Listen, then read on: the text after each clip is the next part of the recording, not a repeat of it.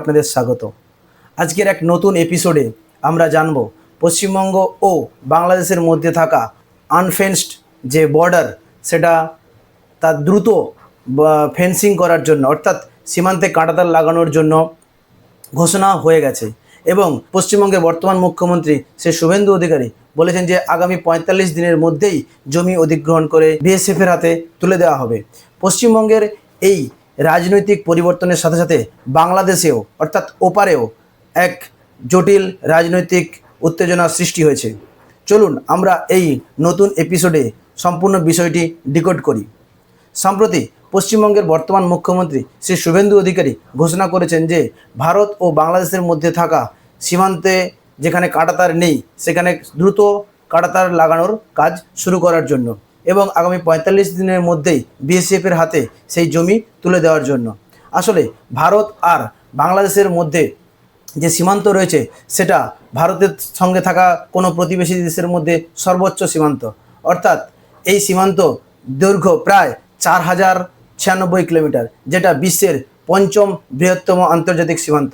ভারত আর বাংলাদেশের মধ্যে থাকা এই সীমান্তে ভারতবর্ষের প্রায় ৫টি রাজ্য রয়েছে: মিজোরাম, ত্রিপুরা, মণিপুর, আসাম, মেঘালয় ও পশ্চিমবঙ্গ। এর মধ্যে সবথেকে দীর্ঘ বর্ডার রয়েছে পশ্চিমবঙ্গে, প্রায় ২,১১৭ কিলোমিটার। এই ২,১১৭ কিলোমিটার বর্ডারের মধ্যে প্রায় ৫৪৩ কিলোমিটার বর্ডার এখনও পর্যন্ত কোনো কাঁটাতার লাগানো সম্ভব হয়নি। তবে এই যে জায়গা তার মধ্যে প্রায় ১০০ কিলোমিটার জায়গা নদী, নালা, খাল, বিল থাকার কারণে সেখানে কাঁটাতার লাগানো পসিবলই না, কিন্তু বাকি জায়গা জমিন থাকাতে সেখানে কিন্তু কাঁটাতার লাগানো সম্পূর্ণ সম্ভব।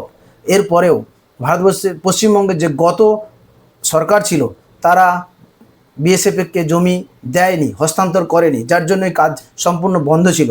বারবার সেন্ট্রাল গভর্নমেন্ট থেকে পশ্চিমবঙ্গ সরকারকে জমি অধিগ্রহণের জন্য বলা হয়েছে, হাইকোর্ট থেকে বলা হয়েছে, তারপরেও গত পশ্চিমবঙ্গ সরকার সেটা করেনি।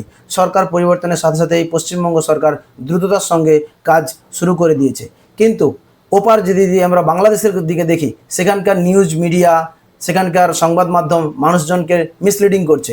তারা আর্গুমেন্ট দিচ্ছে যে কাঁটাতার লাগানো কী করে সম্ভব, কেন কাঁটাতার লাগাবে, এখানে হিউম্যানিটি বলে কিছু নেই।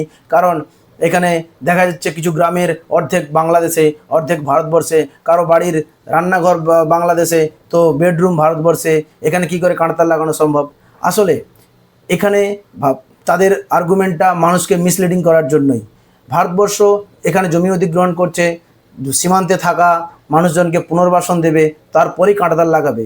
সমস্ত দেশই চায় তাদের সার্বভৌমত্ব রক্ষার জন্য তাদের সীমান্ত সুরক্ষিত থাকে, কারণ ভারত আর বাংলাদেশের মধ্যে এই দীর্ঘ সীমান্ত দিয়ে প্রচুর পরিমাণে চোরা কারবার, হিউম্যান ট্রাফিকিং, দেশের সুরক্ষার জন্য প্রচণ্ড বিচ্ছিন্নতাবাদী জনগোষ্ঠী ভারতবর্ষে প্রবেশ করে।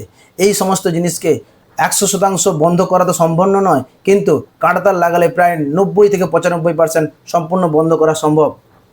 এর জন্যই ভারতবর্ষ দ্রুততার সঙ্গে কাজটি সম্পূর্ণ করতে চাইছে।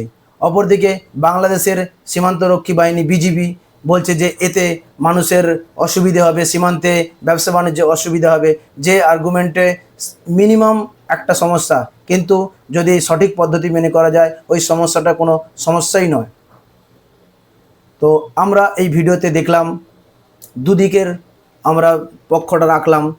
যদি এরকম আন্তর্জাতিক জটিল বিষয়ের সহজ বাংলায় অ্যানালিসিস চান তাহলে শ্রীনিবাস ডিকোড চ্যানেলটি সাবস্ক্রাইব করে পাশে থাকুন। দেখা হচ্ছে আগামী ভিডিওতে। জয় হিন্দ, বন্দে মাতরম।